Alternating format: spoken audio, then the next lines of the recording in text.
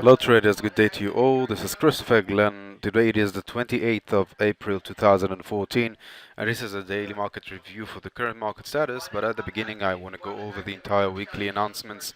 Let's see what we're expecting to see for this week.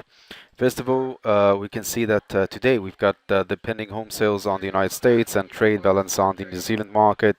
Trade balance is the equivalent point between the exporting and importing.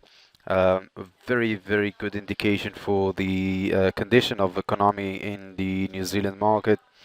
We know that tomorrow we'll have a bank holiday in Japan. Today we can say that the Nikkei and the Nikkei gained strength, the Japanese yen lost strength. We will see that on the analysis when we'll analyze the charts.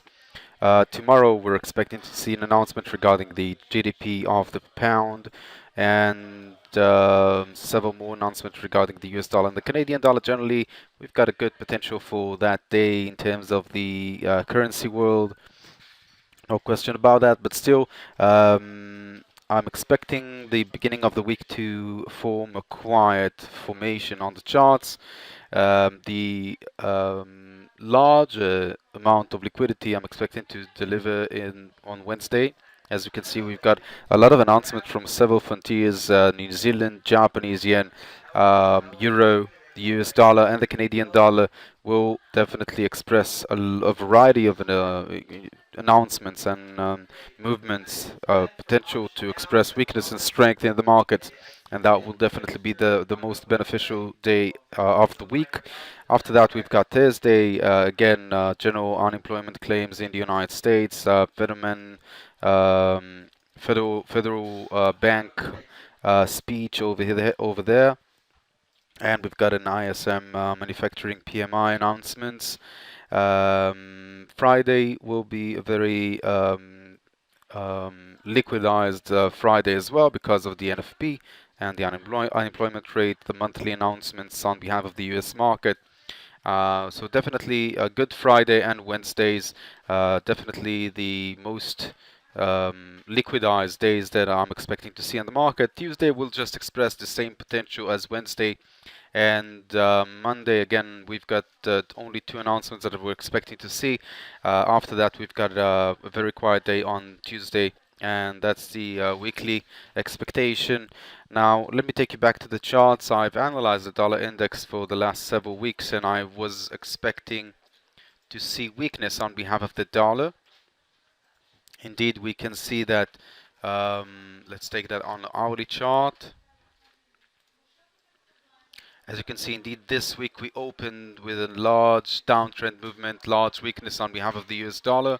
On a daily chart, it looks like a small movement, but still a potential for continuing this downtrend movement. And why am I saying that? I'm expecting to see a bit more weakness on behalf of the US dollar because we've received a 5-wave impulse uptrend movement, and since here we've received an A wave, a B wave, and a C wave is expected to drop down a bit more until this area. That's my expectation, 78, 77, and that will be a good place to catch a stronger dollar in the market. But until then, I'm expecting the dollar to lose strength in the markets, and therefore I'm expecting this week to express weakness on behalf of the dollar. We've tested several assets, and my prediction for the last week was that the pound and the euro should gain strength in front of the Australian dollar. And when I was talking about this potential, I was talking about this potential over here and over here. And as you can see, indeed, the market went toward a stronger euro and stronger pound, toward a weaker Australian dollar in the markets. The dollar versus the Russian ruble, I was expecting to see a stronger downtrend movement since this point. We've received an impulse movement, and since this point we've received a pullback in a choppy overlapping movement. I still expect the dollar to lose strength in front of the Russian ruble, and I do expect the dollar to lose strength in front of a variety of other assets such as the South African rand or the Turkish, if I'm not mistaken, it's over here. Okay, Russian ruble again, a potential for downtrend movement, and the Turkish already lost some strength, gained strength in front of the weaker US dollar in the market, and the South African rand is forming the same formation as a corrective pattern completing its structure approximately over here. That's an A, a B, and a C wave.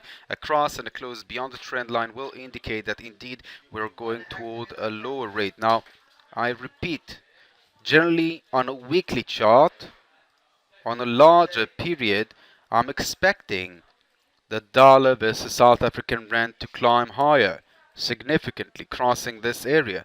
But for now, for the next 1 or 2 weeks or even a month, I'm expecting the market to drop down. So approximately here, that will be a good place to catch a stronger dollar in the market. Now, every analysis that I'm giving you is basically forming the same potential. A weaker dollar in the markets for the next several weeks or even months, and after that a stronger dollar in the market significantly that will express this uptrend potential. From here, from Capital Option Plus Financial, I'd like to wish you all the best with your trades. Have a pleasant day, and bye bye.